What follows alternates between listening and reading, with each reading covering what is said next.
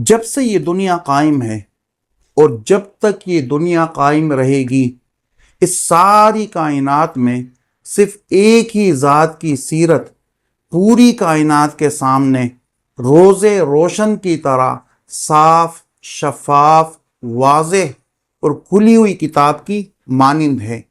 غرض زندگی کا کوئی پہلو مخفی اور تاریک نہیں ہے۔